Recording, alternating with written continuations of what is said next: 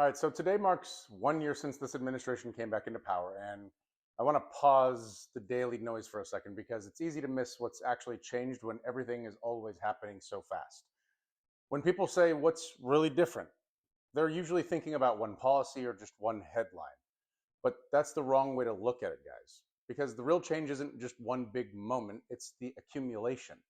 In the last year, we've seen immigration enforcement expand aggressively, would be to put it lightly, not just at the border, but inside communities.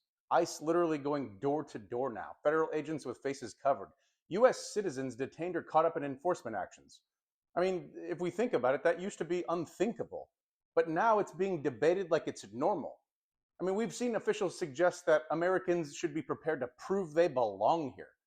We've seen protesters talked about as threats. We've seen the idea of using the military against civilians floated out loud like it's just casual conversation.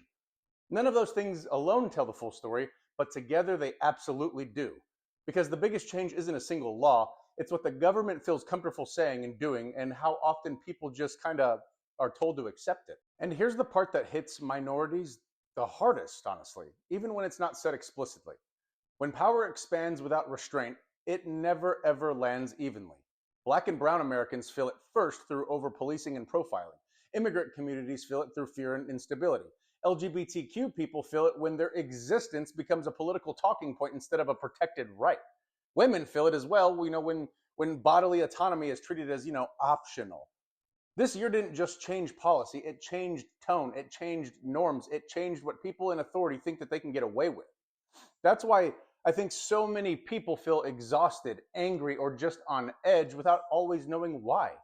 It's not imagined, it's cumulative pressure. And this isn't about saying nothing good has happened or pretending that the country has collapsed altogether overnight. It's about being honest that a lot of protections people assumed were stable turned out to be, well, way more fragile than we all thought.